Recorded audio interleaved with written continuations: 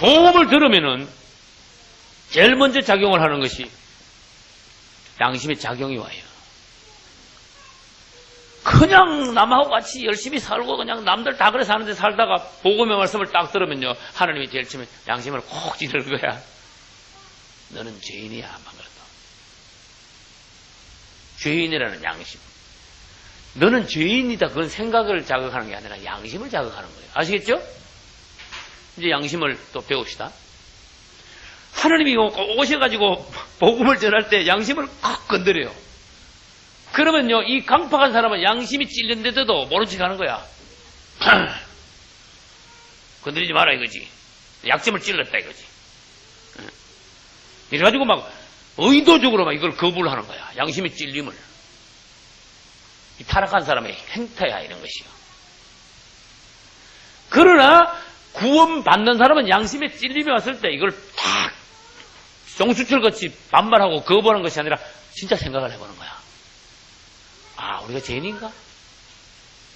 조금 더 깊이 생각해보는 거야. 나는 그래도 열심히 산다고 살고 내대로 그래도 착하게 산다고 살았지만 내 양심에 뭔가 그래도 죄인이 아니냐, 그래도 죄를 많이 짓지 않느냐 하는 양심의 어떤 찔림, 느낌이 왔으니까 정말 내가 죄인일까? 생각이 발동되는 거야. 이거 제법이야. 거부 안 하는 것만 해도. 그 생각을 자꾸 하다 보면요, 감정이 또 이제 움직이기 시작해. 이 감정이요, 이 죄를, 자기의 죄가 생각이 나는 거야, 이제. 죄가 생각나면서 부끄러운, 또 하나님 앞에서 이, 여자들이 왜 감정이 풍부하다 그러죠? 남자들은 의지가 강하다 그러죠. 내 양심이 찔리고 죄인이라는 어떤 생각이 나한테 강하게 오면 올수록 감정에서 무슨 역사가 일어나느냐? 통회하는 마음이 일어나기 시작한 거야. 감정. 그러면 이제 복음이 계속 들어가면은요, 이 사람은요, 의지 가지고 뭘 해줘야 돼? 의지는 결정하는 기관이야. 결정을 해줘야 돼. 잘 나가다가요, 여가서 안 되는 사람들이 많다니까. 의지가 약하면은 결정을 탁 부러지게 못하는 거야. 사람이 성격이 그래서 중요하단 거야. 부러질 땐 탁 결정할 땐 해줘야 되는데, 평소에 민기적 하는 사람은요, 예수 믿을 때도 민기적 그래. 딱 부러지지 못해, 성격이. 그래서 이 사람의 의지에, 약한 의지는요, 북돋아줘야 돼. 당신 솔직히 해야 된다. 당신이 깨닫고 느끼면서도 결정을 못하는 건 당신이 약한 거다. 솔직하지 못한 거다. 우리는 항상 안에 느낌에 따라 진실을 할 줄 알아야 된다. 안에 느낌이 있는데도 아니지 하는 것은 사람으로서 가식이다, 이거는. 우리는 솔직하자. 사람이나 하나님 앞에서 진실하자. 당신이 마음이 있고 감동이 움직였으면 결정을 해줘야 된다. 그래가지고 이게 결정이 안 될 때 필요한 것이 따라서 기도가 필요한 거야. 주님의 도우심. 성령이 더 강건적으로 이 사람을 밀어줌. 의지를 더 강화시켜. 이때 이제 성령이 역사하고 마귀 역사하고 막 싸우는 거야. 일로 가야 돼, 저쪽으로 가야 돼. 그래서 사람의 생각 안에는 전쟁이 벌어지는 거예요. 결정을 못하고 막 전쟁이 벌어져. 그때 주님을 향하여 의지가 딱 결정되는 사람이 승리하는 사람이요, 구원받는 사람이요. 할렐루야. 주님 쪽으로 딱 결정이 나는 거예요. 매사에 우리는 이 법칙, 양심에서부터 의지까지 온 이 법칙에 우리들이 밝아야 돼요. 민감해야 돼요. 예수 믿고도 양심에 뭐가 왔는데 그냥 있는 사람은요, 절대로 진보가 없어요. 양심의 처리를 잘해야 돼요. 양심의 신호가 오는 거는 하나님이 신호하는 거예요. 양심은 당신이 만든 거 아니야. 양심은 하나님이 만들어 놓으신 거야. 사람의 제일 기본에다가 양심이라는 걸 만들어놨어요. 하나님께서. 예수 안 믿는 사람은, 완전히 하나님과 교통이 끊어진 사람은 영이 죽었단 말은 양심이 끝났다는 사람이야. 양심이 아무리 이 사람을 건드려도, 자극을 해도 끄떡도 안 하는 사람은 양심에 귀를 기울이지 않는 사람이야. 양심의 느낌이 무디어진 사람이야. 그래서 양심이 화인마저 다 문드러져 뿌린 거야, 양심이.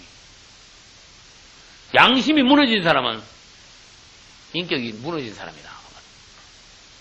양심이 자극이 왔는데도 모른 척 하는 사람은 하나님하고는 이제 상관이 없어. 이제 하나님이 다른 법으로 이 사람을 다스리는 거야.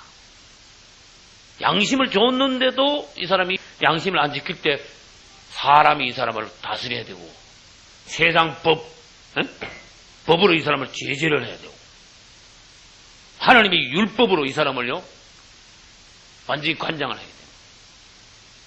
그럼 내 스스로 사람의 통치나 경찰력에 의해서 내가 다스림을 받거나 그럼 되겠습니까? 내 양심이 가다가 난 과속이다 싶으면, 내 양심이 과속이다 싶으면 내 양심이 과속을 하지 말아야 되는 거야. 그런데 사진기가 있는 데만 가가지고 그거 안 걸리려고 과속 안 하는 거는요 양심을 어기는 거라니까. 내 양심이 내가 틀렸다 하는 느낌이 왔는데도 상대방한테 말할 때는요 전혀 자기가 잘못 안 한 것이, 하자가 없는 것이, 상대방에게 오히려 당신이 틀렸잖아, 내가 어쨌잖아, 여기서 하면 신호가 왔는데도 말은요 휘단 말이 나와. 자기 잘못 안 했대. 완전히 양심을 배반한 사람. 양심을 배반한 거는 하나님을 배반한 거예요. 하나님이 시켜도 이 사람이 듣지 않는 사람이야. 양심을 팔아먹은 사람이야. 그래서 양심이라는 기관이 굉장히 중요해요. 기본이야. 당신은 기본이 없어. 잃어버렸어. 기본. 양심을 팔아먹었으면은 사람으로서의 최소한의 어떤 기초가 당신은 허물어졌어. 인격이 무너지고 말았어. 그렇게 되는 거예요. 우리는 이제 마음으로 이제 다시 돌아갑니다. 이 믿지 않는 사람은 양심은 화인이 맞았고, 생각은 부패하고, 감정은요 아주 오염이 됐어. 무디고 기복이 심하고, 그 다음에 의지는 마귀 앞에서는 약하고 하나님 앞에서는 고집이 세니까 뭐예요? 구원을 못 받는 거예요. 사람이 구원받는 것은 이 하나님이 오셔가지고 내 안에서 작용을 할 때 순종함으로써, 양심의 작용과 생각과 감정과 의지의 어떤 작용에 순복함으로써 구원까지 도착할 수 있는 거예요. 할렐루야. 그래서 이 사람은 예수 그리스도를 마음으로 영접하고 의지로 결정하여 마음 안에서 영접을 할 때 완전히 새 사람이 되는 거예요. 사람의 마음은, 사람이라는 존재는 굉장히 새로워질 수 있습니다. 여러분 마음에 달렸어요. 주님을 향하셔야 돼요. 생각을 그분께 두셔야 돼요. 굉장히 많은 사람들이 생각의 법칙을 잘 몰라. 오만상, 이제 생각을 이제 내일 또 합니다. 오만상 안 좋은 생각, 복잡한 생각, 나쁜 생각, 더러운 생각, 악한 생각, 암만 들어와도 자기가 자기 생각을 절제를 못하는 거, 이거는 벌써 수준 이하다 그런 뜻이에요. 자기 마음의 문을 지키지 못해 막 적군이 쳐들어오는데 들어오면 들어오고 마음대로 문 다 열어놓고 지킬 생각도 안 하고, 마귀가 막 우리 생각에다가 막 오만상 다 집어넣고 똥 빠져가지고 막 뒤집어 씌워도 그냥 가만히 있는 거예요. 시킨 대로 하는 거야. 이 구원만 받았지 그리스도인이 아니라니까. 하나님하고는 굉장히 거리가 먼 사람이라니까. 딱 사람이 서야 돼.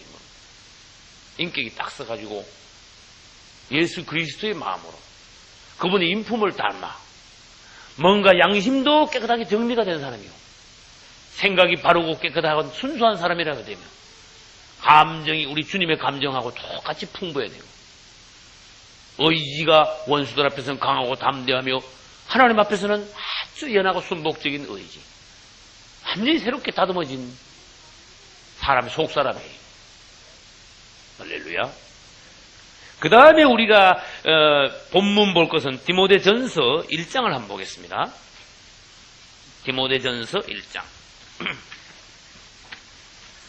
몇 페이지죠? 디모데전서 1장의 18절을 보겠습니다. 18절에서 20절을 같이 한번 읽어보는데 여기서 무슨 단어에 주의해야 되는가 하면 양심이라는 단어를 주의해야 됩니다. 같이 읽읍시다. 아들 디모데야, 내가 내게 이 경계로서 명하노니 전에 너를 지도한 예언을 따라 그것으로 선한 싸움을 싸우며 믿음과 착한 양심을 가지라. 어떤 이들이 이 양심을 버렸고 그 믿음에 관하여는 파선하였느니라. 그 가운데 후메네오와 알렉산더가 있으니 내가 사단에게 내어준 것은 저희로 징계를 받아 회망하지 말게 하려 함이니라. 아멘. 여기 양심이 두 번 나와요.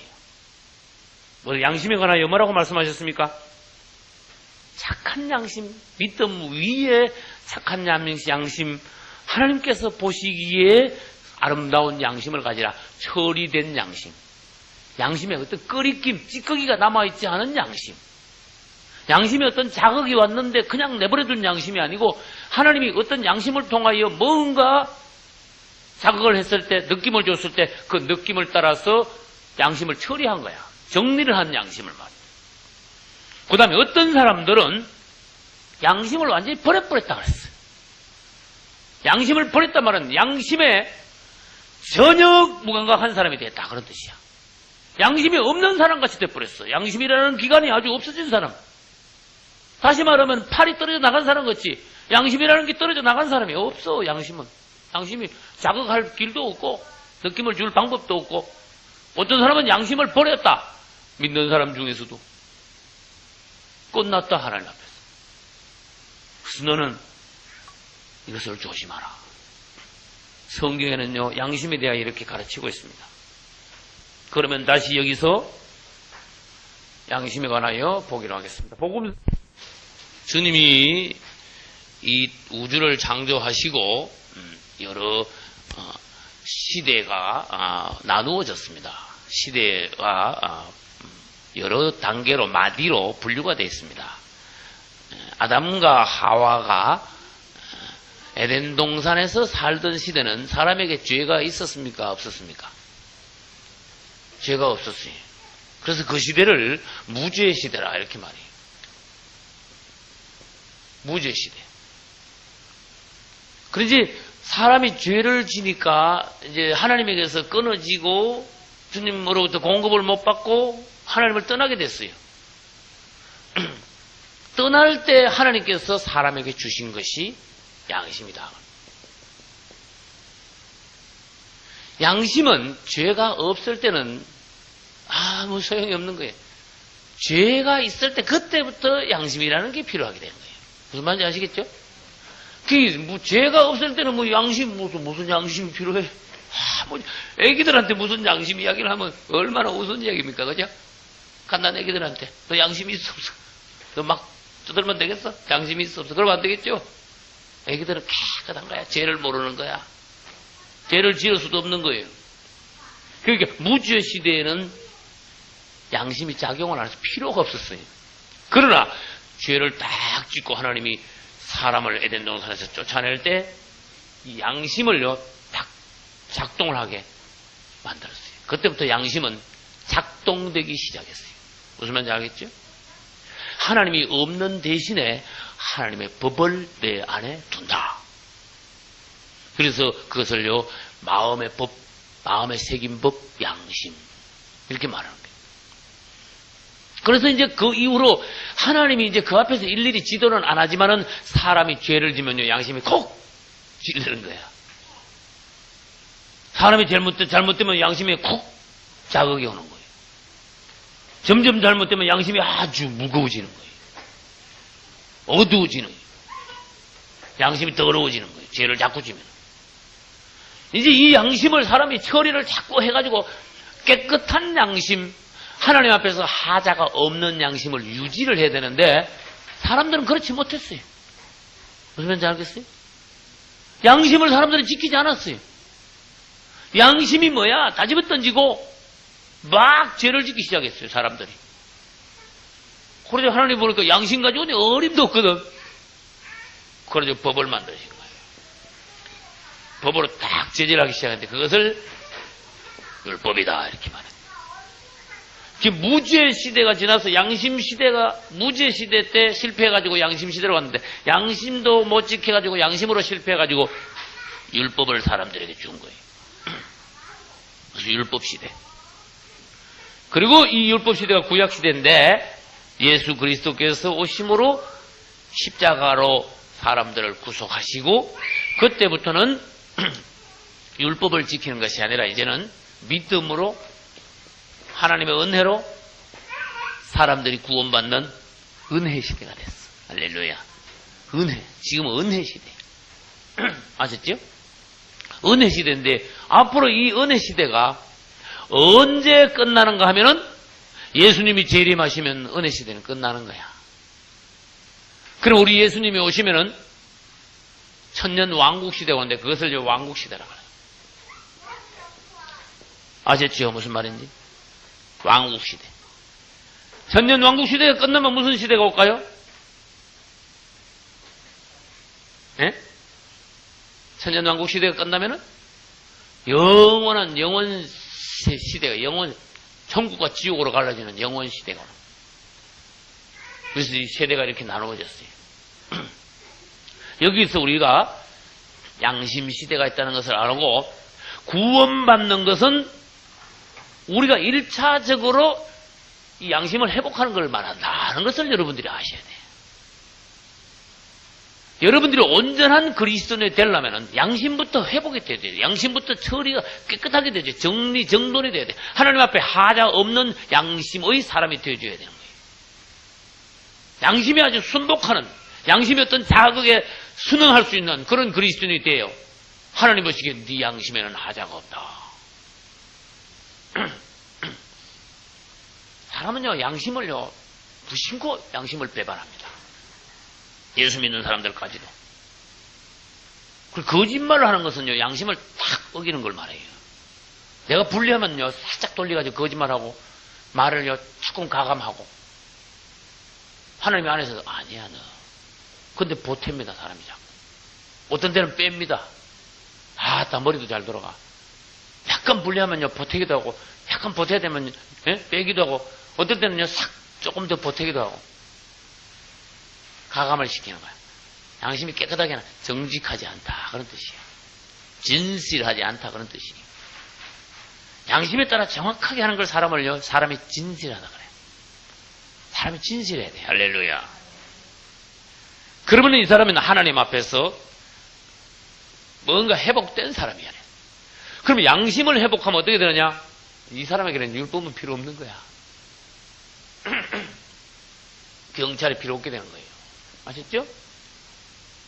이 사람은 양심을 회복했기 때문에 세상의 어떤 법 가지고 이 사람은요, 다스림 받을 필요가 없어요.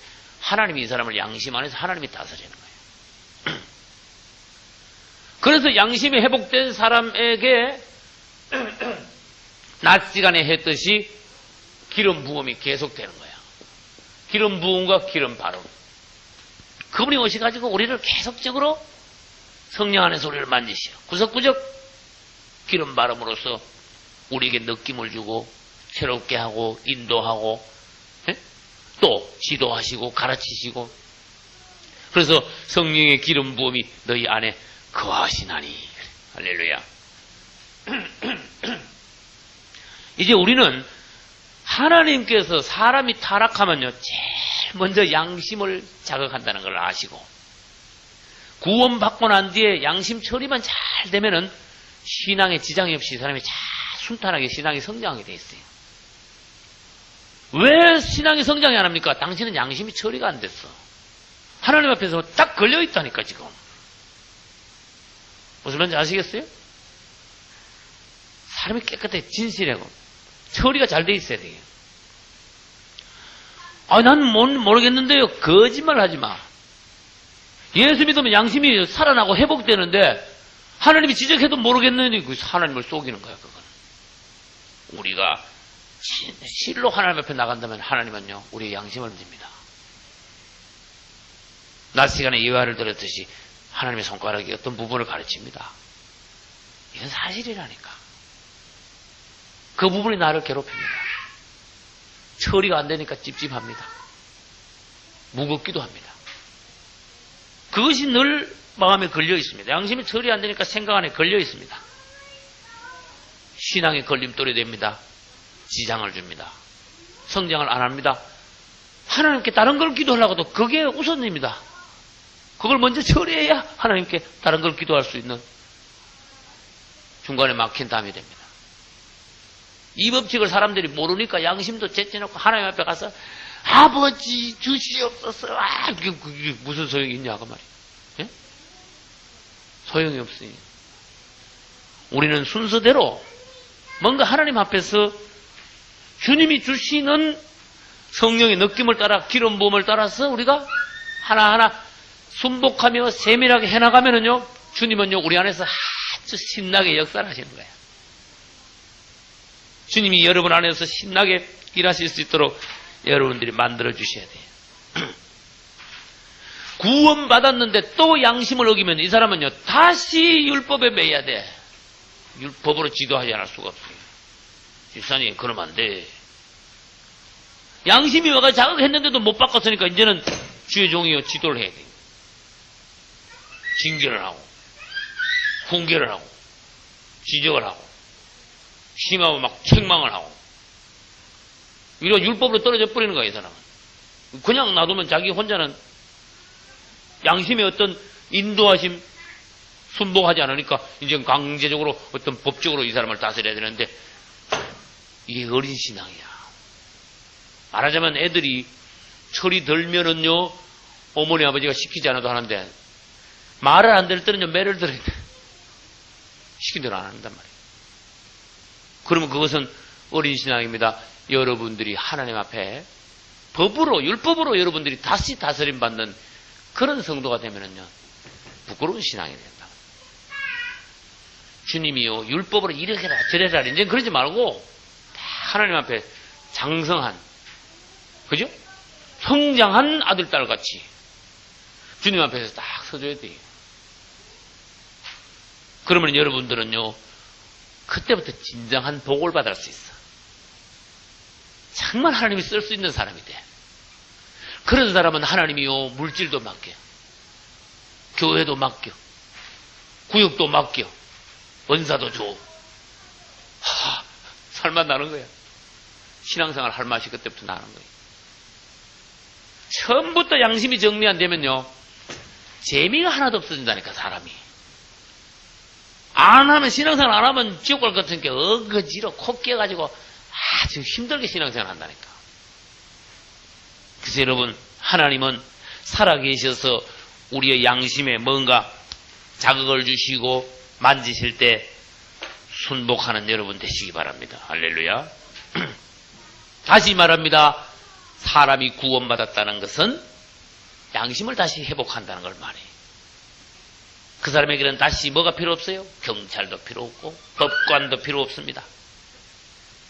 양심이 회복됐을 때 이 사람은요 하나님하고 진짜 온전한 교통이 그때부터 시작되는 거예요. 양심도 어기면요 하나님께서 오는 것을 거절한 거니까 주님하고 어떤 교통이 회복이 안 되는 거예요.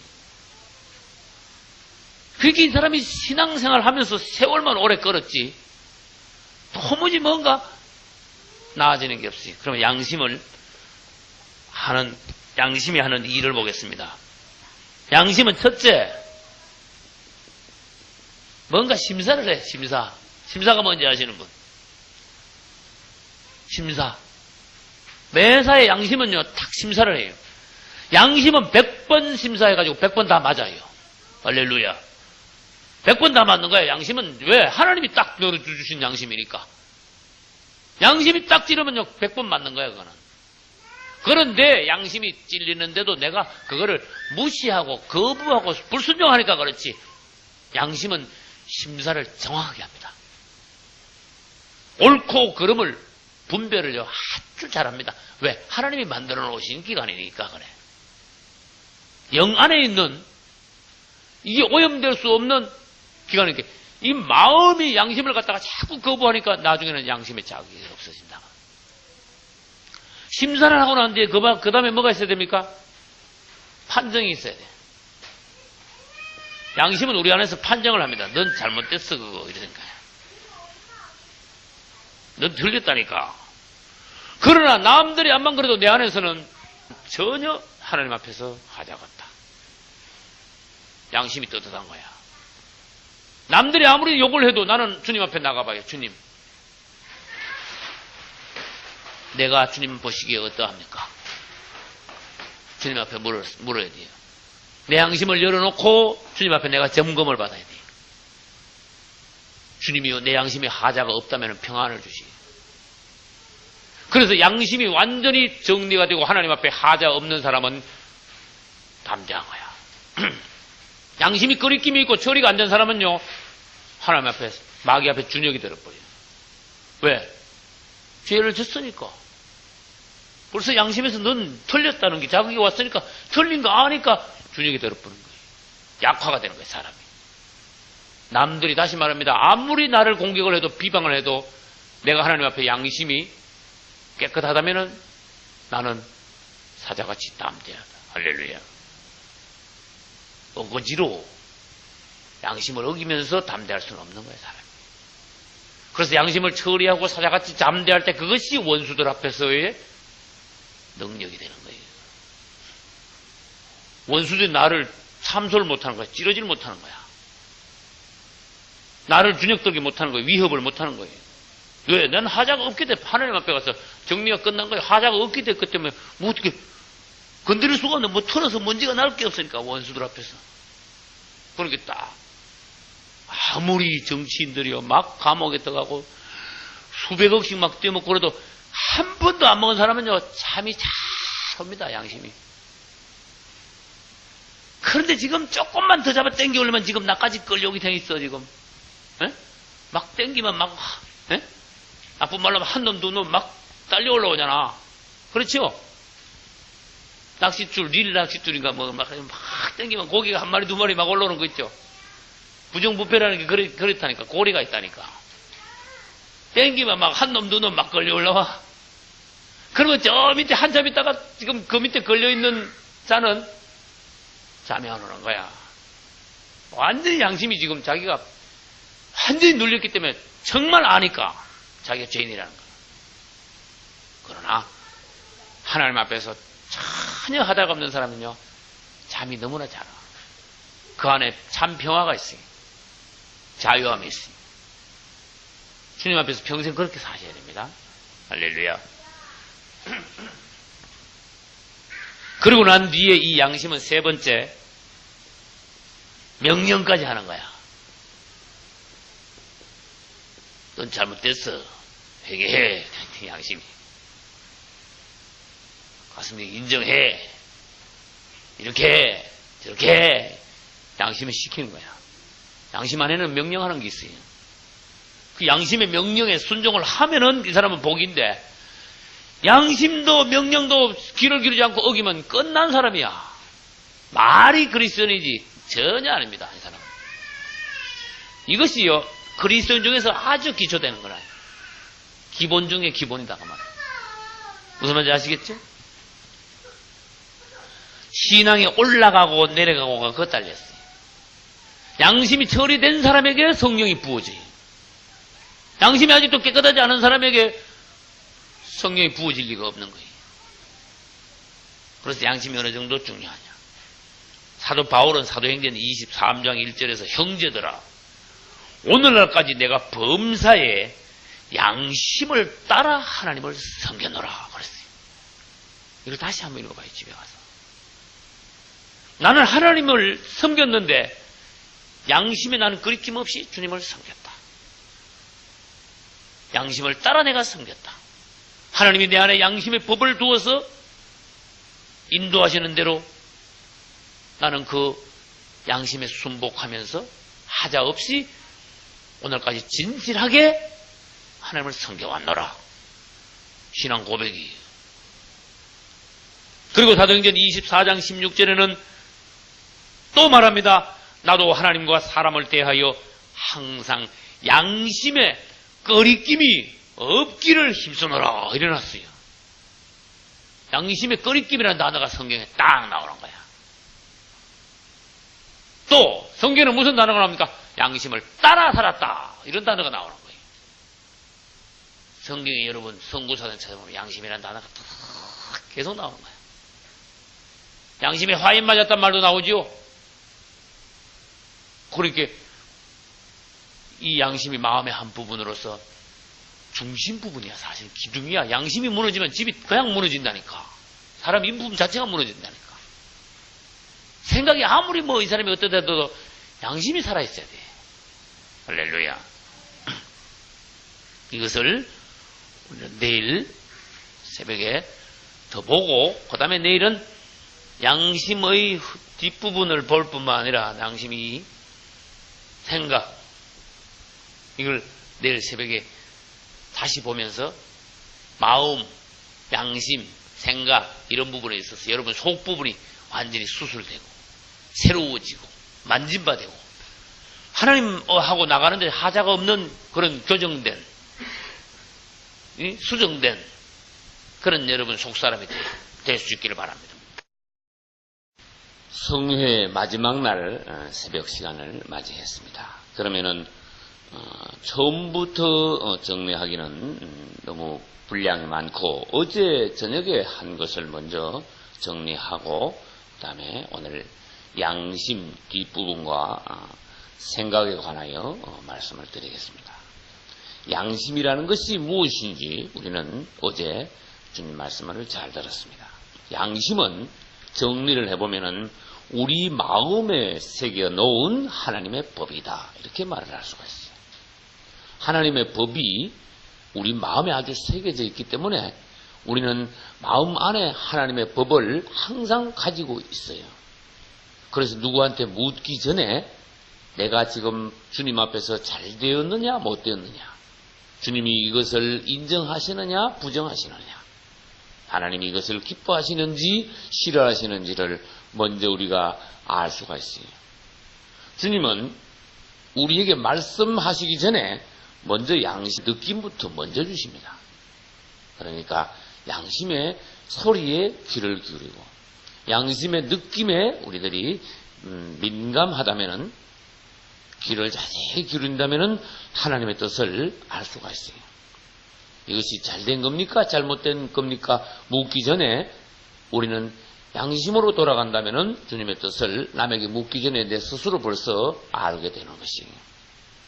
그래서 우리는 기도에 관하여서 말씀드릴 때 누구든지 기도할 때는 먼저 주님께 구하지 말고 주님께 나가면 뭐부터 먼저 하라? 자백을 먼저 하라. 자백이 무슨 뜻인가 하면 내 안에 있는 어떤 양심에 걸린 문제, 하나님이 나의 양심에 지적한 문제, 주님 앞에 아직도 껄끄름하게 뭔가 죄의 티가 남아있는 나의 허물이 정리 안 된 하나님 앞에 해결이 안 된 어떤 부분들을 해결하는 그것이 자백하는 거예요. 그럼 자백은 자백에서 끝나는 것이 아니라 나는 다 털어놓고 솔직히 나의 허물과 죄를 하나님 앞에 인정하고 통해 부끄러운 마음, 아픈 마음으로 주님께 용서를 구할 때 우리 주님은 보혈로 우리를 덮으십니다. 주님의 보혈은 2000년 전부터 지금까지 능력이 있습니다. 자백한 죄를 깨끗게 하는 능력이 있습니다. 보혈은 능력입니다. 할렐루야. 그래서 우리가 진심으로 자백을 할 때 사람에게도 용서받는데, 할렐루야. 진심으로 자백하고 통회할 때 하나님이 우리를 왜 용서 못 해주시겠습니까? 그래서 우리가 진실한 자백, 또 구체적으로 조목조목 하나님께 나의 허물을 아뢰, 그리고 용서받기를 구하는 간절한 마음, 이런 것이 있을 때 우리로서는 된 거예요. 그 다음에 하실 일은 하나님께서 뭘 하십니까? 그분의 피로 우리를 씻으시고 우리에게 선물로 뭘 주시는가 하면은 평안을 주십니다. 할렐루야. 그래서 여러분들이 자백을 하실 때 평안이 오면은 자백은 끝났다. 그 문제의 자백은 해결이 됐다 하는 또 신호이며 양심에 이제 처리가 다 된 거예요. 정리가 다 된 거예요. 양심이 깨끗하게 된 거예요. 이상이 없다는 거예요. 그래서 여러분들이 그냥 기도할 땐 자백하래. 그래가지고 한두 가지 형식적으로 말하고는 다음 단계로 넘어가서는 안 되고 양심의 평안이 왔을 때 다음 단계로 넘어갈 수 있는 거예요. 그래서 양심의 자백, 처리가 안 된 단계에서 다음 기도를 해봐야 그 기도는 응답이 안 되는 기도요. 실효가 없는 기도요. 하나님께서 먼저 그거부터 하고 오너라 이렇게 말씀합니다. 그래서 자백이 먼저 필요합니다. 그 다음 자백 다음에는 헌신을 하라 그랬어요. 우리는 아침 저녁으로 주님께 헌신해야 한다. 주님, 오늘도 우리 자신을 주님께 드립니다. 나의 오늘의 이 하루가 내 혼자 먹고 살기 위해서 아웅다웅하는 이 땅의 삶이 아니라 어떻게 하면 주님께 나를 드릴 수 있을까요? 나를 받아소서. 주님의 나라를 위하여 당신의 복음을 위하여 작은 나를 쓰소서. 또 내가 사는 오늘 하루의 삶이 주님을 기쁘게 해드리는 삶이 되기를 원합니다. 할렐루야.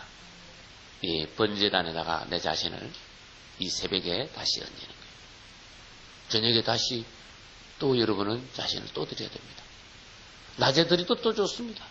시시각각 주님을 찾고 주님을 사랑한다는 고백을 하며 주님께 10번, 100번 드려도 좋습니다. 그러나 성경에는 최소한 하루에 2번 아침, 저녁에는 번제를 드려야 된다. 나 자신을 하나님께 헌신해야 된다 하는 것이 기본법이다 그 말이에요. 그래서 우리가 양심의 처리가 끝나면은 사단이 우리에게 와서 건드릴 수가 없어요. 우리 주님이 요한복음에서 우물가 여인을 만났을 때 그 여인의 양심을 먼저 건드렸어요. 그 여인이 양심의 처리가 됐다면 주님이 오셔서 양심을 건드리실 리가 없어요. 그래서 우리는 기도할 때 주님이 오셔서 내 양심을 먼저 건드리기 전에 내가 내 양심을 먼저 처리를 해놔야 된다. 정리를 해놔야 된다. 그런 뜻이에요. 그래서 주님이 오셔서 건드린 거는 사실 순서가 내가 느린 거야. 감사한 일이지만은. 그래서 주님은 사마리아 우물가 여인의 양심을 먼저 건드림으로써 자기 자신을 깨닫게 만들었어요. 아, 내가 죄인이구나. 지금까지는 내가 내 정욕을 따라 살았지만은 딱 가장 중요한 부분 정곡을 주님이 딱 건드림으로써 자기 자신으로 확 돌아온 거야. 자기 자신을 다시 보게 된 거예요. 부끄러운 자신. 분명히 죄인이 된 자기 자신을 더 심각하게 바라보게 됐어요. 그때 주님은 말씀하시는 거예요. 내 자신에게로, 주님께로 돌아오라는 그런 말씀이에요. 그게 내용이. 내가 여기 있다는 뜻이. 사실은 네 신랑이 많았지만 내가 네 신랑이다. 그런 뜻이에요. 참 신랑은 만난 거야. 우물가 여인은. 맞죠? 한번 생각해봐요. 진짜 신랑은, 영원한 신랑, 너무나 멋있는 신랑을 만났기 때문에 이 우물가 여인은요, 그동안에 목마르다가 이제는 그분을 만났으므로, 진정한 신랑을 만났으므로 목마름이 해소가 되었어요. 그렇게 뭐부터 집어 던져야 돼? 물동은 이제 필요 없는 거야. 물동은 집어 던져버렸어. 다시 말합니다. 그분을 만나면요, 뭐 집에 던지는 게 있어야 돼. 아, 근데 이건 전혀 필요 없는 거다, 이제. 그분이 있으므로 나는 이거는 가치가 없는 것이다. 그렇게 우리 주님을 만나면요, 하나하나 처리하는 게 있어야 됩니다. 그걸 과거청산이라는 게 그거하고 대목이 같은 거야. 난 이제는 더 이상 여기에 미련이나 애착이나 목적이 없습니다. 이렇게 좋은 것을 잡았는데 내가 이거를 붙잡고 있다니 말이 안 됩니다. 그래서 주님은 오시면요, 우리에게 뭘 보여주시는가 하면, 참 은혜 받은 사람은요, 참 가치 없는 게 보이는 거예요. 어리석은 게 보이는 거예요. 애기 짓, 어리석은 짓, 그게 어떤 거였던가 보여주는 거예요. 참으로 가치 있는 것이 무엇인가 그거를 보여주시는 거예요. 할렐루야. 자, 이제 그러면은 어제 봤던 것 중에 좀 더 자세하게 보겠습니다. 사람은 영과 그 다음에 뭐예요? 혼과 육이 있어요. 이 세 부분, 사실 말하면 동물, 짐승에 비해서 사람은 구조가 대단히 복잡한 거예요. 복잡한 것만큼 또 죄를 짓기도 쉽고 복을 받기도 쉽고. 그래서 사람이 잘하면 하나님같이 되고 못하면 짐승보다 못하게 되는 거예요. 잘 태어나면은요, 주님의 나라에 가서 주님과 같이 되지만은 못 태어나면 짐승보다 못하게 지옥으로 가버린다. 그랬듯이. 이 사람이 타락하여 육체에 뭐가 들어왔는가 하면 사단이 들어왔어요. 사단의 생명이 들어왔어요. 그렇게 마귀 짓을 해. 생각도 마귀 같은 생각. 말도 마귀 같은 말. 표정도 귀신 같은 표정. 그 다음에 이 혼은 아주 오염이 돼가지고 주님 보시기에 사람들의 생각의 모든 계획이 악할 뿐이니라. 창세기 6장. 사람이 타락하면 그런다고 했어요. 아주 좋은 생각인 척 하면서 좋은 말인 척 하면서도 뒤에는 전부 다 불순한 게 들어있는 거예요. 사람의 말은 불순한 게 많아요. 의도가 틀린 게 많아요. 이제 오늘 낮 시간에는 말에 관하여서 배우겠습니다. 여러분의 말이 굉장히 더 정화되고 주님 앞에 순수하고 말도 주님의 피로 씻음받은 그런 말. 말이 효능이 있는 말. 할렐루야. 효능이 있는 말.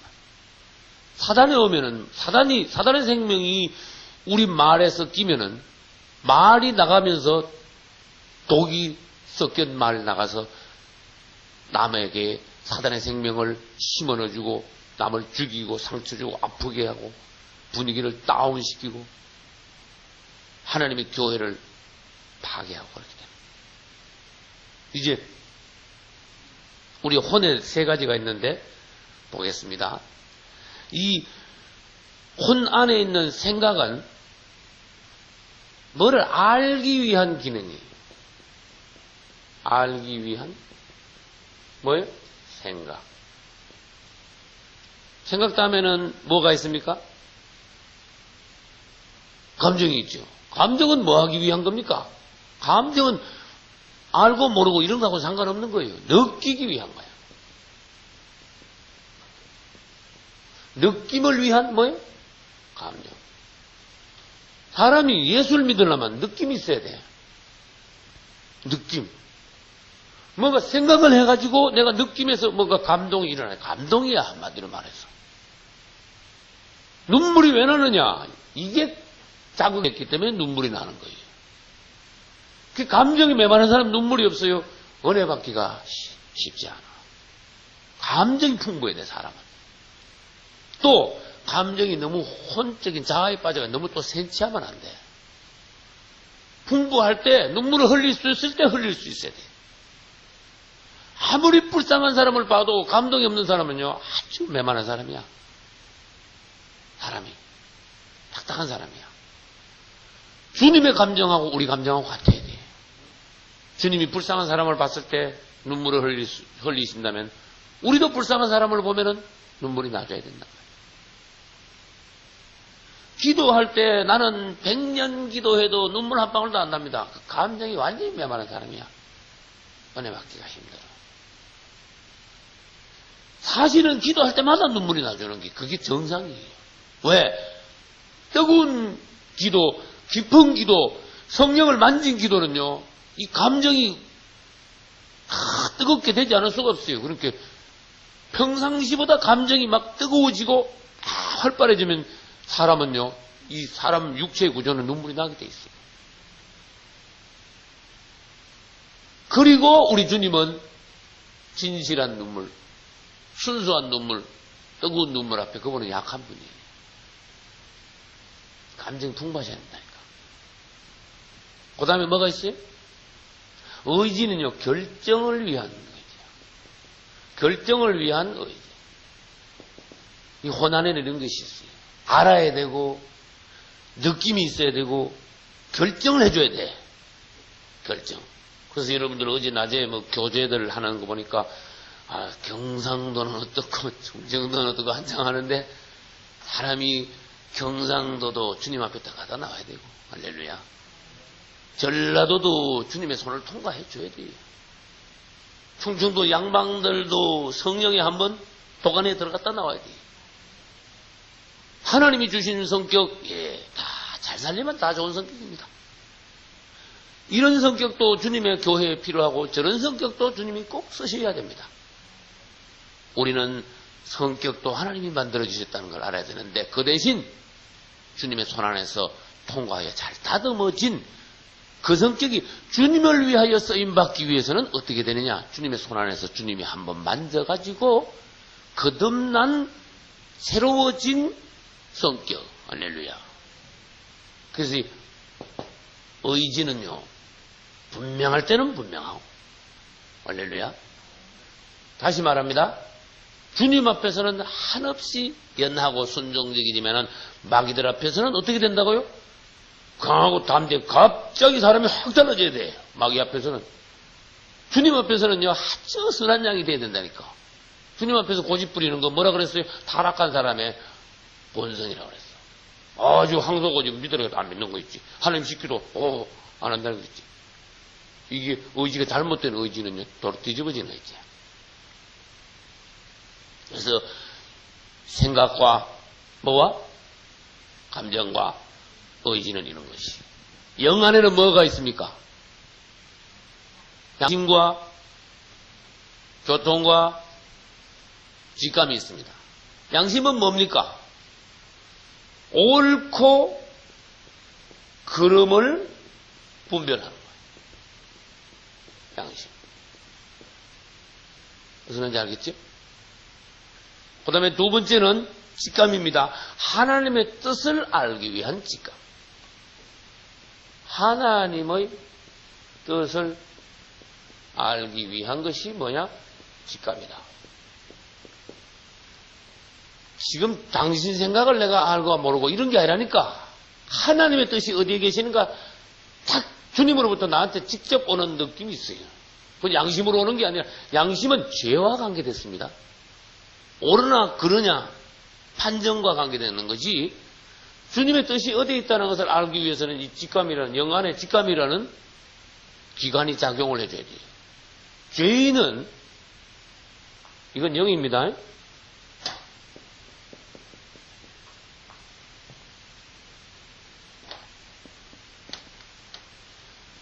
죄인은 영이 죽었어. 그러니까 옳고 그런 거 분별도 하나님 가르쳐줘도 몰라. 문드러졌어. 화인 맞았다 그래. 하나님의 뜻이 어디 있는가 그건 관심도 없고, 죄인들은, 타락한 사람들 알지도 못하고. 그 다음에 뭐가 있습니까? 교통은 하나님과 항상 관계하기 위한 것. 관계하기 위한 교통.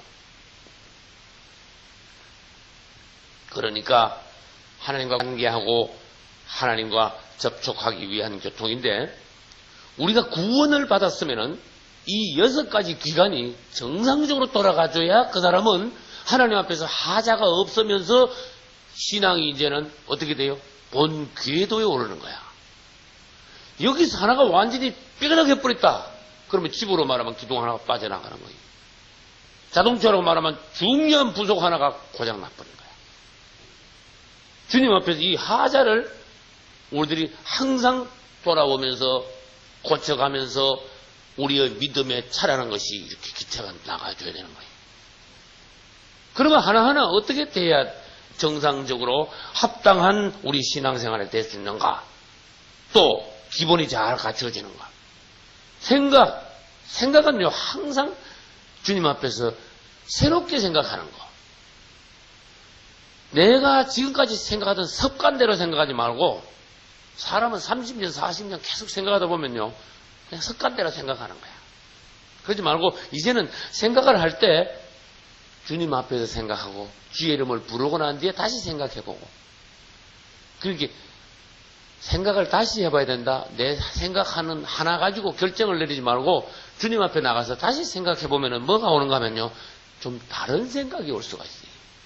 주님 앞에서, 주님 앞에 나가, 주님, 이 생각이 어떻습니까? 또 한 번 더 기도해 봅시다. 힘드는 거 아니에요? 제 생각하고 주님 생각하고 같습니까? 할렐루야. 이거 이쁜 거야. 그 마음이 참 이쁜 거예요. 주님, 내 생각이 틀립니까? 여쭤보는 거예요. 아주 귀여운 거야. 이 순수한 신앙생활의 예쁜 모양이야. 이런 사람은 주님께 사랑만 받을 뿐만 아니라 신앙이 잘 올라가요. 이렇게 묻는 사람은 또 마음이 깨끗하게 된 사람이야. 내 고집대로 하는 사람이 아니야. 그렇게 그런 사람에게는 주님께서요, 깨끗하고 순수하고 열린 마음이기 때문에 주님의 새로운 생각을 넣어주실 수 있어요. 오늘 요한복음 13장 2절 보니까 사람이 까딱 잘못하고 타락한 것이 아직도 깨끗하게 씻겨지지 않은 사람은 마귀가 알아요. 그래가지고 마귀가 이미 가룟 유다의 마음에다가 뭐 집어넣었다? 예수 팔려는 생각을 집어넣었다. 이건요, 깜짝 놀라야 돼요. 마귀가 우리 여기다가 지 생각을 막 엉망으로 집어넣어 줄 수 있다는 거는. 다시 말할게요. 처녀가 악당에게 계속 강간다는 걸 말해. 생각도 강간을 당한다니까. 사단이 우리 가까이 못 오게 해야 되며, 우리를 절대로 만질 수 없게 해야 되고, 우리 안에 들어오지 못하게 되는 거예요. 그런데 막 만지고 막 들어와도 강간해도 가만히 반항도 못하면 그거는 그리스도인으로서 벌써 틀렸다는 뜻이에요. 사단이 가까이 못 오도록. 나는 심하면요, 하루에 수십 분도 마귀를 꾸짖어요. 이 더러운 마귀. 저주를 하는 거야. 주님 앞에서는 연하지만 마귀 앞에 가서 이 더러운 마귀, 저주받을 마귀. 예수 피로 떠나가라. 예수 안에서 물러나라. 저주받은 마귀. 내가 너를 저주한다. 미워한다. 이 마귀는 예수 이름으로 그를 저주하고 미워할 때 접근을 못하는 거야. 근데 분별력이 약하고 영이 약한 사람, 또 생각이 새로워지지 않고 옛날 생각, 구원은 받았지만 옛날 생각 그대로 있는 사람은요, 생각을 갖고 마귀가 노는 거야.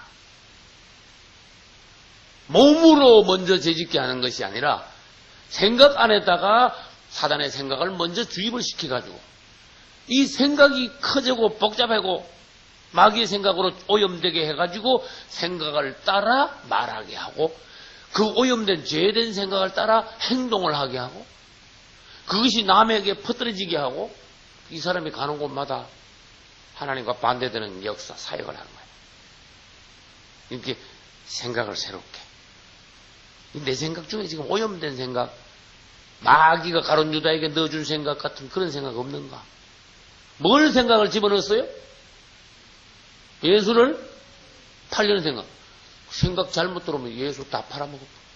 다 잊어버려. 주님은 어디 가고 없고 이 생각이 오만상 주님과 반대되는, 주님이 싫어하시는 나쁜 생각만 점령을 칵 해가지고요. 완전히 이거는 똥통에 빠진 거다. 똥통에 빠진 거다. 생각은 항상 새로워요. 그러기 위해서는 내 생각이라는 공장이 돌아갈 때마다 주님을 불러가지고 주님이 공장장이 되셔야 돼요. 점검을 받아야 돼요. 주님 이 생각이 옳습니까? 그리고 묻기 전에 벌써 잘못된 생각을 내가 한다니까. 더러운 마귀 물러나라. 네가 어디 감히 내 안에 들어오려냐. 그래서 마음을 지키란 말은 사실은 생각을 지키라는 뜻이에요. 생각이 나쁜 생각이 들락날락 지멋대로 무단 출입하지 못하도록 탁 보초를 생각의 문 앞에 보초를 딱 두고 좋은 생각만 싹 받아들이고 내 생각의 공장이 돌아갈 때는 주님에 대하여서만 생각하고 할렐루야 사랑 안에서 생각하고 예수의 마음을 품어라. 예수의 생각을 하라. 그분의 생각하고 내 생각하고 일치될 때는 안에서요 기쁨이 있어. 옳다. 근데 마귀 생각할 때는요, 마귀의 생각이 집어넣어준 생각을 할 때 마음에는 평안이 없고 양심에는 찔림이 오고 기쁨은 다 사라지고 믿음은 떨어지고 주님에겐 정죄가 오게 엉망인 걸 내가 대변하는 거야. 야, 내 상태가 엉망이 됐구나 지금. 빨리 자백을 하셔야 되는 거예요. 빨리 마귀를 꾸짖어야 되는 거예요. 그런데 알면서도 못하는 사람은요, 벌써 선이 많이 넘은 거야. 야, 이 마귀한테 지금 당하고 있구나. 알면서도 무방비한 거는요, 그만큼 이 사람이 영역이 형편없이 된 사람이에요. 우리는 행동만 절제하고 행동만 제약하는 것이 아니라 행동이 어디서 나왔는가 그걸 알아야 돼요. 말만 절제하는 것이 아니라 말이 왜 그런 말이 나왔는가 근본을 따져야 돼요. 사단도 우리 안에 들어올 수 있습니다. 하나님도 우리 안에 오실 수 있습니다.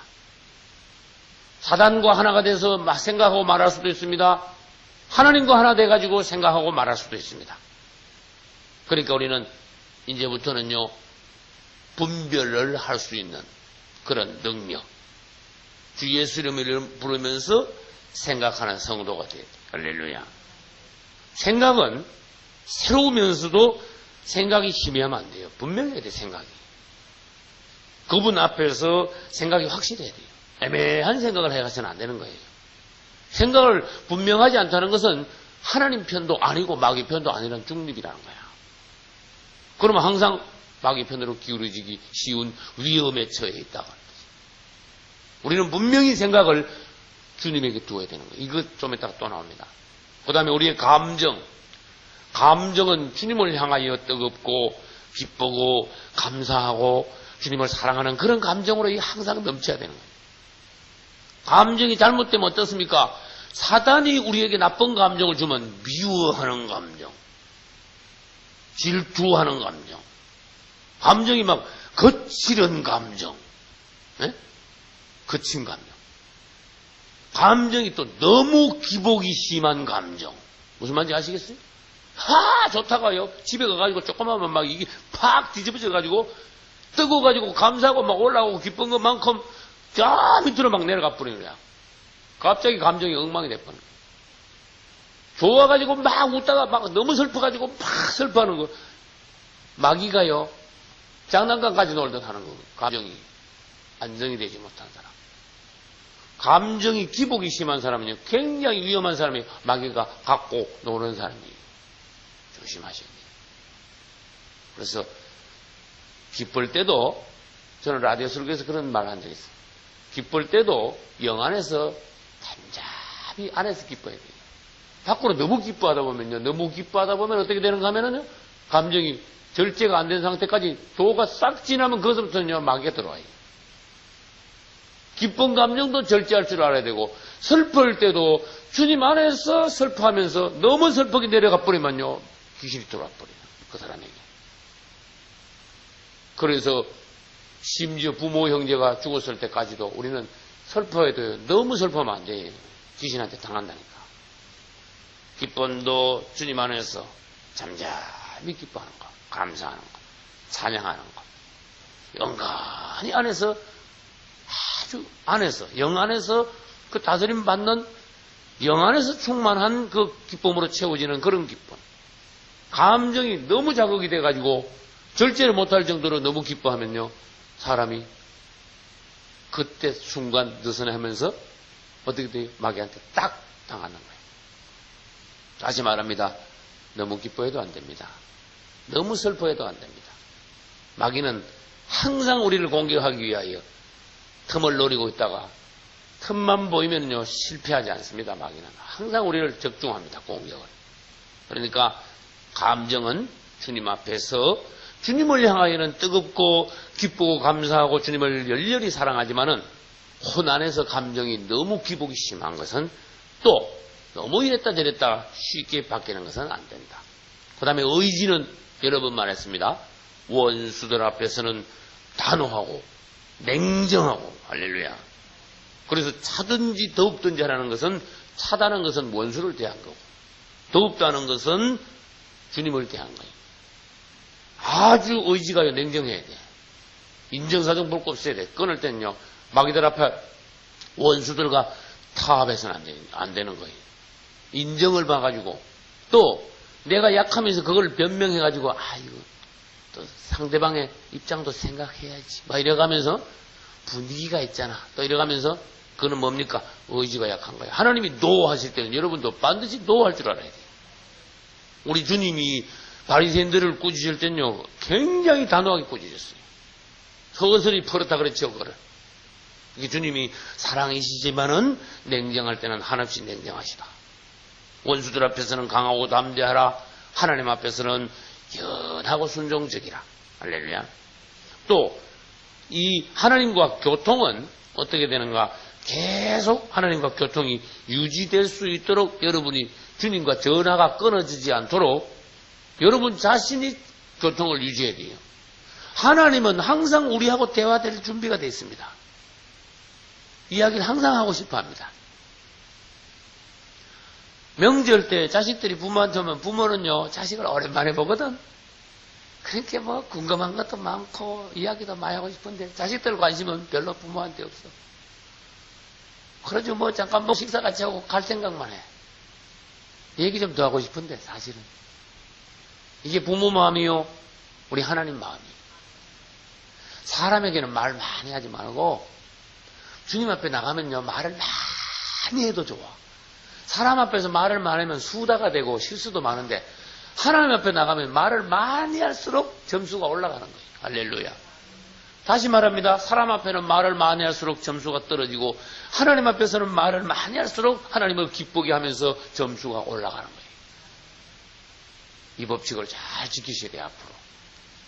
그런데 은혜가 떨어진 사람일수록 하나님 앞에 가서는 말을 할 것도 없고 할 말도 없고 할 줄도 모르고 사람 앞에서는 자꾸 쓸데없는 소리를 자꾸 한다고 합니다. 이거를 바꾸면은 신앙은 진짜 올라가게 돼 있어요. 지금 우리 뭐 하고 있죠? 하나님과 교통.